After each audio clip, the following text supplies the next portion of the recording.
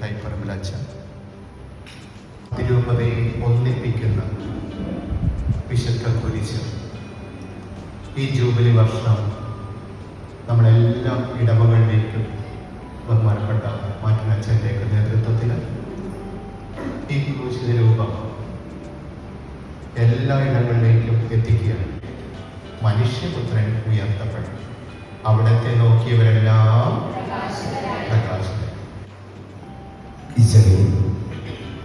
ഏറെ സ്നേഹ ബഹുമാനപ്പെട്ട ജോർജ് കളത്തിപ്പറമ്പിലച്ച, പ്രിയമുള്ള ജോർജ് കുറുപ്പത്തച്ച, പ്രിയമുള്ള ആത്മലച്ച,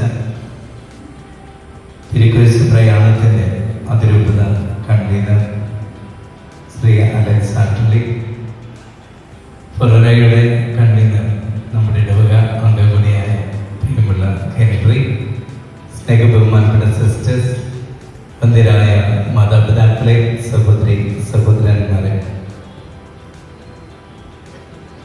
തിരുനാളിൻ്റെ തുടക്കത്തിനുള്ള നവനാളാചരണത്തിൻ്റെ ആരംഭ ദിവസമാണെന്ന് അച്ഛൻ സൂചിപ്പിച്ചു. അതുകൊണ്ട് ബഹുമാനപ്പെട്ട ജോർജ് അച്ഛൻ പ്രസംഗമധ്യേ തീർച്ചയായിട്ടും കുരിശ് പ്രയാണത്തെക്കുറിച്ച് സൂചനകൾ നൽകും.